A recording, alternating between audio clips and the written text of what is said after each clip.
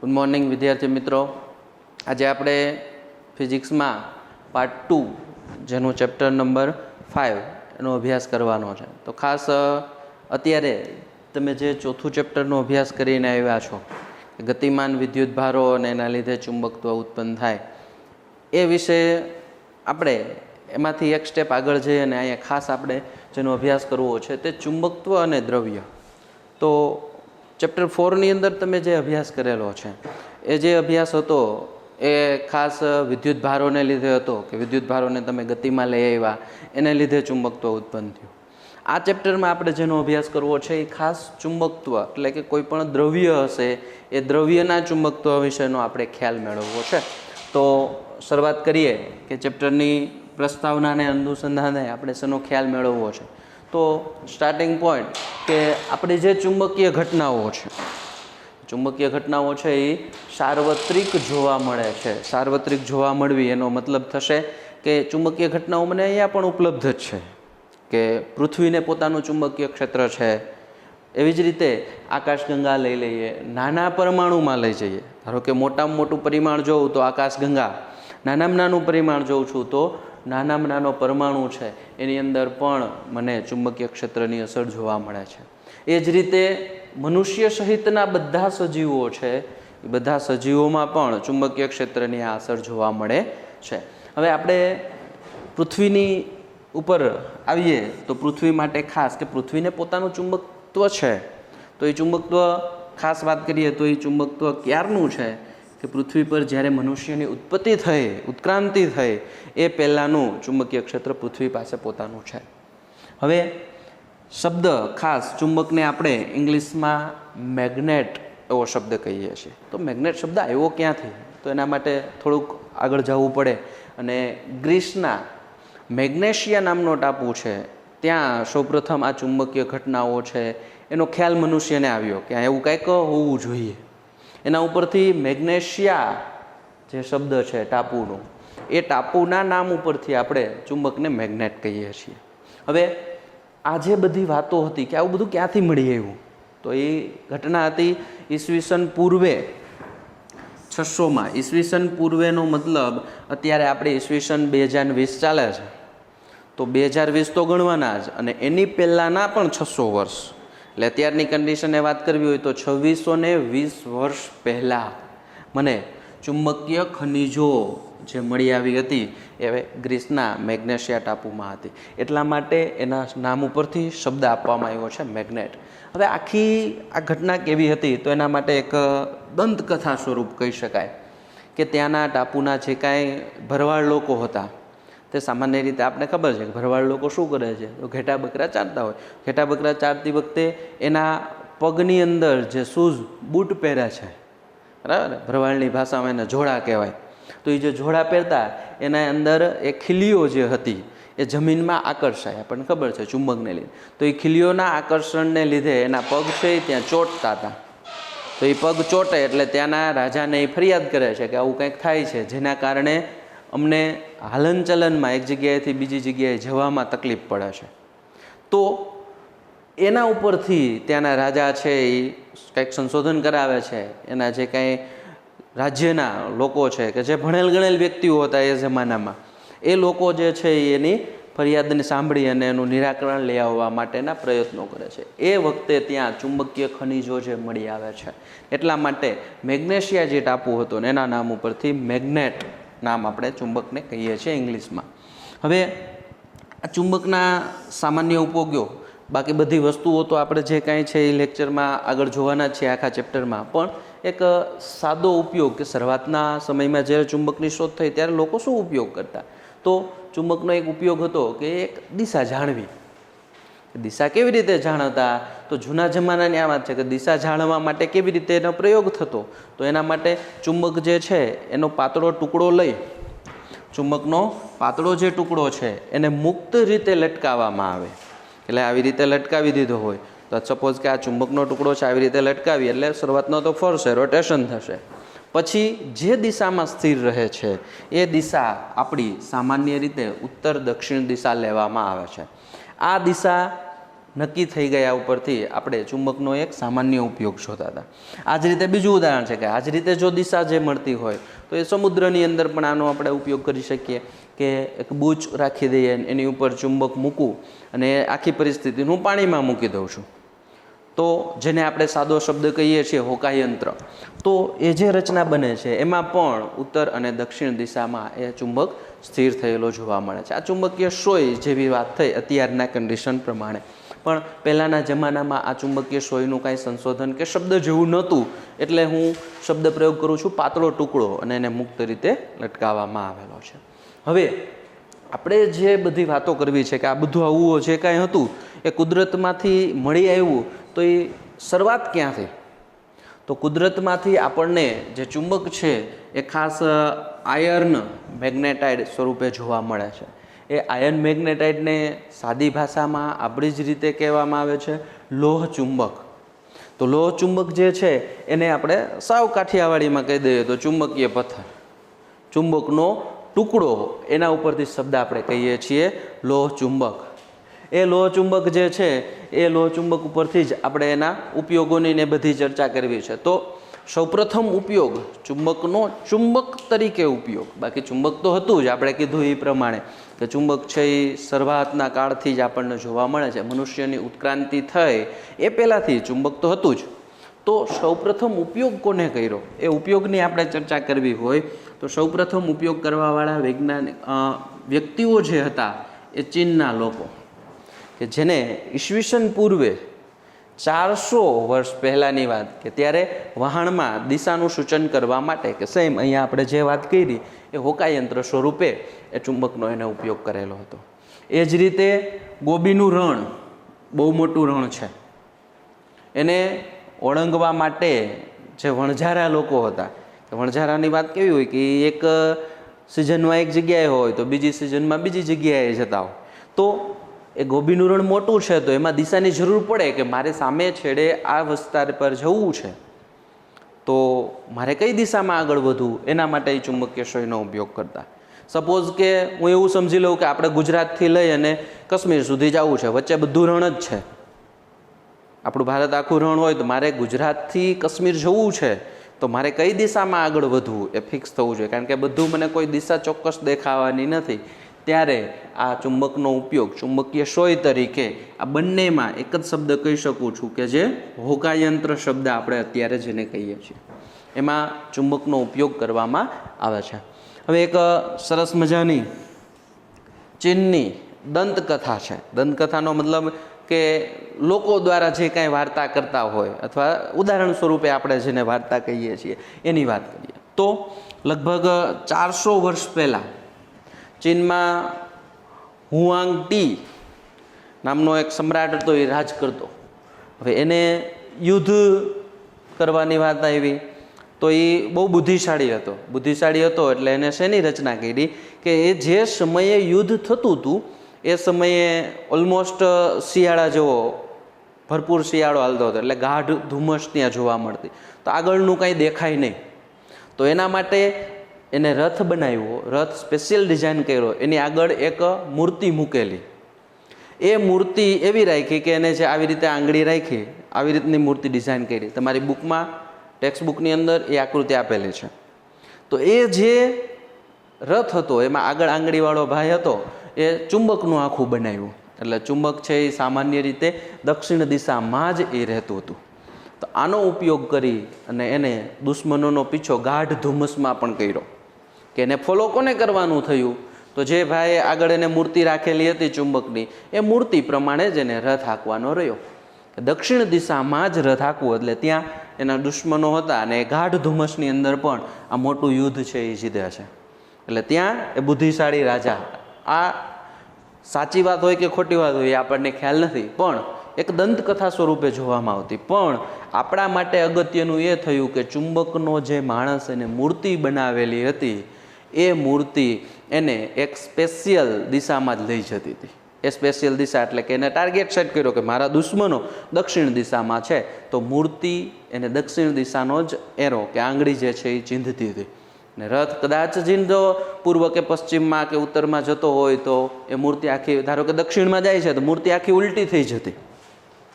એટલે એને ખ્યાલ આવી જતો કે મારે રથ ઉત્તર દિશામાં જાય છે, આમ નથી લઈ જવાનો, મારે દક્ષિણમાં લઈ જવાનો છે. એટલે એવી રીતે કરી અને દુશ્મનોનો પીછો કરી અને યુદ્ધમાં જીત મેળવી હતી. તો આ એક સામાન્ય ઉપયોગ પણ કહી શકાય. હવે આ બધી વાતો જે કાંઈ હતી એ આપણા પ્રસ્તાવનાની અંદર હતી. હજી થોડી ઘણી માહિતી આપણે ચુંબક વિશેનો ખ્યાલ મેળવવો છે કે ચુંબકત્વ વસ્તુ છે શું. તો એના માટે પહેલી વસ્તુ કે તમે ચોથા ચેપ્ટરમાંથી એક ખાસ અભ્યાસ કરીને આવ્યા છો કે જ્યારે વિદ્યુત ભારને ગતિ આપવામાં આવે છે, વિદ્યુત ભારને ગતિ આપવું એટલે સ્વાભાવિક વસ્તુ છે, ઉત્પન્ન થશે વિદ્યુત પ્રવાહ. આ જે વિદ્યુત પ્રવાહ છે એમાં ફેરફાર લઈ આવીએ તો એની આજુબાજુ એ ચુંબકનું ક્ષેત્ર જોવા મળે છે, એટલે એ ચુંબકીય ક્ષેત્ર ઉત્પન્ન થાય છે. એવું ઓસ્ટ્રેડ નામના વૈજ્ઞાનિકે આપણને અવલોકન આપેલું હતું. એનાથી આગળ જઈ અને એ જ ચેપ્ટરની અંદર અગત્યના ઘણા બધા નિયમો હતા. બાયો અને સાવર નામના વૈજ્ઞાનિકે આપણને બાયો સાવરનો નિયમ આપ્યો, જે ચુંબકીય ક્ષેત્રનું મૂલ્ય શોધવા માટે કામ લાગે છે. એવી જ રીતે એમ્પિયર, જેને પણ નિયમ આપ્યો એમ્પિયરનો સર્કિટલ નિયમ. તો એ સર્કિટલ નિયમની ઉપયોગથી આપણે ચુંબકીય ક્ષેત્ર સહેલાઈથી શોધી શકીએ છીએ. કોઈ ફિક્સ આકાર હોય, અનંત લંબાઈનો તાર હતો, એના માટે શોધો. સોલેનોઇડને આપણે ગૂંચળું બનાવીને એની ઉપર ચુંબકીય ક્ષેત્ર કેટલું મળે એ શોધેલું હશે ચોથા ચેપ્ટરની અંદર. એવી જ રીતે સોલેનોઇડને બેન્ડ વાળી અને જે બને છે ટોરોઇડ, તો ટોરોઇડમાંથી પણ જે કાંઈ આપણે ચુંબકીય ક્ષેત્ર એના સેન્ટરમાં મળે છે એ શોધવા માટેનું સૂત્ર પણ તમે આની અંદર ઉપયોગ કરેલું છે. હવે આપણે જે અભ્યાસ કરવો છે કે શરૂઆતમાં જ આપણે વાત કરી કે પૃથ્વી પાસે પોતાનું ચુંબકત્વ છે, તો એ કેવી રીતે વર્તતું હશે એનો આપણે ખ્યાલ મેળવીએ. કે પૃથ્વીને પોતાનું ચુંબકત્વ છે તો એ ચુંબકત્વ કે ચુંબક તરીકે વર્તે છે તો એ કેવું. તો પૃથ્વીને આપણે સામાન્ય રીતે ભૂગોળ એવો શબ્દ તમે 10માંથી ઉપયોગ કર્યો, તો એ જે ભૌગોલિક શબ્દ છે એને અહીં હું લઈ આવું છું. તો પૃથ્વીનું ચુંબકત્વ છે એમાં આપણને 2 ધ્રુવો જોવા મળે, ઉત્તર ધ્રુવ અને દક્ષિણ ધ્રુવ. જે ચુંબક કરતાં જુદા છે તે પૃથ્વી માટે ખાસ જે ભૌગોલિક ઉત્તર છે એ પૃથ્વીનો ભૌગોલિક ઉત્તર રહેશે, અને સાઉથ એટલે કે દક્ષિણ તો એ પૃથ્વી માટેનો જ દક્ષિણ રહેવા મળશે. આ આપણું પૃથ્વીનું ચુંબકીય ક્ષેત્ર. એની સરખામણીએ એવો જ બીજી વાત કરશું કે આ પ્રસ્તાવના પતી જાય પછી એના પછીનો મુદ્દો છે ગજિયો ચુંબક. તો ત્યારે એની આપણે ડિસ્કસ થોડીક વધારે કરશું, પણ અત્યારે ખાલી સમજવા માટે કે ગજિયો ચુંબક જે છે એના ચુંબક છેડાઓ કેવા, એના ધ્રુવો કેવા, તો એનો ભૌગોલિક ઉત્તર જે છે એટલે કે આપણે પૃથ્વીનો ભૌગોલિક ઉત્તર કહીએ છીએ. ખાસ શબ્દ સમજજો, પૃથ્વીનો શબ્દ આવશે તો ભૌગોલિક ઉત્તર આવશે, અને ચુંબક એટલે કે ગજિયો ચુંબક શબ્દ આવશે તો ઉત્તર ધ્રુવ શબ્દ કહીએ છીએ. તો હું જ્યારે ગજિયા ચુંબકને લટકાવી અને સ્થિર રાખીશ તો ગજિયો ચુંબક જે રીતે સ્થિર રહેશે, સપોઝ કે એમાં ભૌગોલિક ઉત્તરમાં સ્થિર રહ્યો તો એ બાજુનો જે છેડો છે એ એનો ઉત્તર ધ્રુવ બનશે, અને પૃથ્વીનો ભૌગોલિક દક્ષિણ જે બાજુ એ ચુંબકનો છેડો એ બાજુ સ્થિર રહેશે એને આપણે દક્ષિણ ધ્રુવ કહીશું. સામાન્ય રીતે આપણે એને ચુંબકમાં કેવી રીતે દર્શાવીએ તો ઉત્તર ને ઇંગ્લિશમાં કહીએ છીએ નોર્થ, એટલા માટે એને એન ધ્રુવ કહીશું, અને એવી જ રીતે દક્ષિણ એટલે કે સાઉથ જેને આપણે કહીશું એસ ધ્રુવ. હવે આપણે જે બીજી ચર્ચાઓ કરવી છે કે હવે મને ખબર પડી ગઈ કે એન ધ્રુવ અને એસ ધ્રુવ ચુંબકના હોવાના છે, પછી એ પૃથ્વી હોય તો ભૌગોલિક એન ધ્રુવ, ભૌગોલિક એસ ધ્રુવ જોવા મળશે. એમાંથી આ ધ્રુવો કેવી રીતે વર્તતા હશે એકબીજા સાથે, તો તમે જે કાંઈ વિદ્યુતના ચેપ્ટરની અંદર ભણ્યા, વિદ્યુતના ચેપ્ટરમાં 2 વિદ્યુત ભારો જોવા મળ્યા, પ્લસ વિદ્યુત ભાર અને માઇનસ વિદ્યુત ભાર. સેમ અહીંયા પણ એવી જ રીતનું જોવા મળ્યું. શું જોવા મળ્યું? એન ધ્રુવ અને એસ ધ્રુવ. હવે ત્યાં વિદ્યુતમાં તમે જે ભણ્યા હતા કે જે સમાન ધ્રુવો છે, સપોઝ કે ત્યાં જે સમાન વિદ્યુત ભાર હતો, તો સમાન વિદ્યુત ભાર વચ્ચે શું થતું હતું, તો સમાન વિદ્યુત ભારો હતા, પ્લસ પ્લસ આવે કે માઇનસ માઇનસ આવે તો એકબીજાને ધક્કો મારી દે, એટલે અપાકર્ષણ જોવા મળે છે. એ જ રીતે અહીંયા પણ ચુંબકમાં જો એન એન ધ્રુવ બાજુ બાજુમાં હશે અથવા તો એસ એસ ધ્રુવ બાજુ બાજુમાં આવશે તો બંને એકબીજાને અપાકર્ષે છે. એટલે કે બંને એકબીજાને ધક્કો મારી દેશે.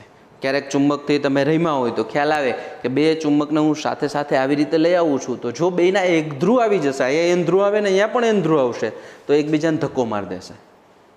એવી જ રીતે જો એસ ધ્રુવ આવશે તો એકબીજાને ધક્કો. તમે આમ પ્રયત્ન પણ કરશો છતાં પણ એ બે ધ્રુવો ટચ થવા દેશે નહીં.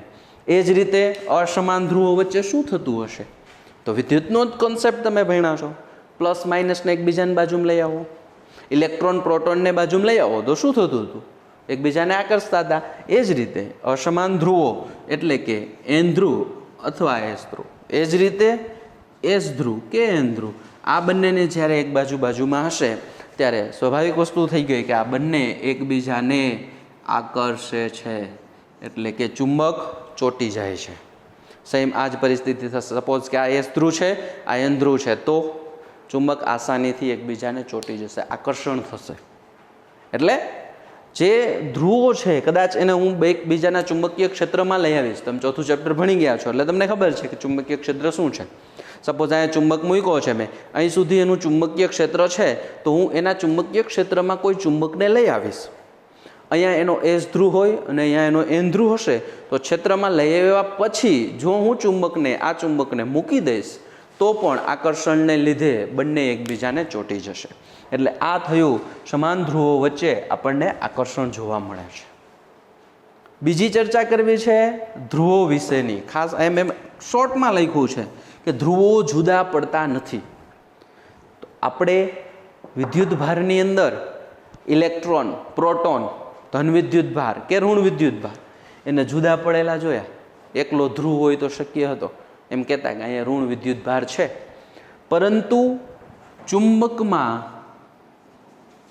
ખાસ ધ્યાન રાખવા જેવી બાબત થઈ કે ધ્રુવો એકબીજાથી જુદા પડતા નથી. કદાચ સપોઝ કે આ મોટો ચુંબક લઈ લો, એ ચુંબકમાં અહીંયા એસ ધ્રુવ છે ને અહીંયા એન ધ્રુવ છે. હું હવે આના બે કટકા કરી નાખું છું તો એવું નહીં થાય કે આ એસ ધ્રુવનો કટકો થયો અને આ એન ધ્રુવનો કટકો થયો, એવું થશે નહીં. ફરીથી અહીંયા એન ધ્રુવ બનશે અને અહીંયા એસ ધ્રુવ બનશે. જેટલા પણ નાનામાં નાનો ટુકડો તમે કરો, કદાચ તમે ચુંબકથી ક્યારેક રમ્યા હોય તો જે નાના નાના ટુકડા થઈ ગયા છે એમાં એ ધ્રુવો પણ એકબીજાને આકર્ષે ન આકર્ષે એવું થાય છે. મતલબ કે તમે ગમે એટલા ટુકડા કરો છો તો એનો કટકો થઈ અને એકલો ધ્રુવ છૂટો પડતો નથી. એટલે કે ચુંબકમાં ધ્રુવો જુદા પડતા નથી. તો મતલબ કેવું હોય તો આમ પણ હું કહી શકું છું કે ચુંબકમાં એક ધ્રુવી શક્ય નથી. એક ધ્રુવી શક્ય નથીનો મતલબ શું થયો? એક ધ્રુવ, વન પોલ પોસિબલ નથી. તમે ડાયપોલ ભણ્યા જ છો, એવી જ રીતે ચુંબકમાં પણ ડાયપોલ આવશે જ, પણ એ ડાયપોલ ઓલરેડી ડાયપોલ જ હશે. એને વન પોલ, સિંગલ પોલ કે એક ધ્રુવીમાં હું કન્વર્ટ કરી શકતો નથી. ગમે એટલા ટુકડા, નાનામાં નાનો ટુકડો કરશો છતાં પણ એ પર્સનલી એસ ધ્રુવ અને એન ધ્રુવ તરીકે વર્તશે. હવે આજની આપણે એક લાસ્ટ વાત કરવી છે. શું લાસ્ટ વાત કરશું કે ચુંબક સપોઝ કે મારે બનાવવો છે તો શું કરશું? તો એના માટે એક બાબત તો આપણે ભણ્યા હતા કે કુદરતમાં આપણને ઓલરેડી આયર્ન મેગ્નેટાઇટ નામની જે ખનિજ મળે છે એ ખનિજમાંથી જ આપણે એને જ લોહ ચુંબક કીધું. તો એ તો ઓલરેડી આપણને ચુંબક મળ્યો. તો હવે ચુંબક મળ્યો તો એમાંથી મારે ચુંબક કેવી રીતે બનાવવો એવો શબ્દ ન ચાલે. સપોઝ મારી પાસે કોઈ અન્ય વસ્તુ છે એમાંથી મારે ચુંબક બનાવવો, તો એની આપણે અહીંયા વાત કરવી છે કે મારી પાસે ચુંબક બનાવવો છે. તો ચુંબક કઈ રીતે બનાવવો? તો લોખંડ અને તેની મિશ્ર ધાતુઓ, ખાસ લોખંડ અને એની મિશ્ર ધાતુઓ, એમાંથી આપણે ચુંબક બનાવી શકીએ છીએ. કેવી રીતે બનાવી શકીએ, એમાં શું થશે, એ બધું આપણે ચેપ્ટરમાં આગળ ભણવાના છીએ. અત્યારે માત્ર ને માત્ર આપણે પ્રસ્તાવનાનો જ ખ્યાલ મેળવવો છે અને એમની અંદર પણ ચુંબકીય વિશે ખ્યાલ આપણે મેળવો. હવે જે બધી ચર્ચાઓ થશે કે લોખંડ અને એની મિશ્ર ધાતુમાં મારે ચુંબક તો કેવી રીતે ઉત્પન્ન કરવું, કેવી રીતે એ ચુંબક બનતો હશે, તો એક સિમ્પલ ઉદાહરણ તમને આપી દઉં. તમે ચોથા ચેપ્ટરની અંદર સોલેનોઇડ ભણ્યા છો. સોલેનોઇડ મતલબ નળાકાર છે, અંદર કાંઈ છે નહીં, ઉપર અલગ અલગ કરીને તાર વીંટાળી દેવામાં આવ્યા છે. તો એના સેન્ટરમાં ચુંબકીય ક્ષેત્ર જોવા મળશે. જો હું લોખંડને એમાં વચ્ચે મૂકી દઉં તો અમુક સમય બાદ એ ચુંબક તરીકે વર્તવા લાગે છે. તો આવી રીતે જ લોખંડ અને એની મિશ્ર ધાતુમાંથી આપણે ચુંબક બનાવવાના છીએ. ખાસ નોંધી લેવું, અત્યારે જે કાંઈ મેં બોર્ડવર્ક કરેલું છે, આ બોર્ડવર્કમાંથી જે કાંઈ વસ્તુઓ નાની નાની આપણને આપેલી છે, આમાંથી મોટો પ્રશ્ન નથી પૂછાતો. તો ખાલી કે ચુંબકત્વ વિશેનો ખ્યાલ આપો, તો ચુંબકત્વ વિશેના ખ્યાલમાં ગતિમાન વિદ્યુત ભારો વિશે થોડી વાત કરવાની કાંઈ જરૂર નથી, એ તો મેં તમને યાદ આવે એટલા માટે કરી. પછીનું એમાં આવશે મુદ્દો. બાકી બધું જે હતું એ માત્ર ચુંબક વિશેનો ખ્યાલ છે કે ચુંબક કેવી રીતે છે, ચુંબકત્વ શું છે, એ બધું. બાકીનું હવે જે આપણું એકચ્યુઅલ ચેપ્ટર છે કે ચેપ્ટરમાં શેનો અભ્યાસ કરવો છે, એ બધું નેક્સ્ટ લેક્ચરમાં અભ્યાસ કરશું. ખાસ બાય બાય.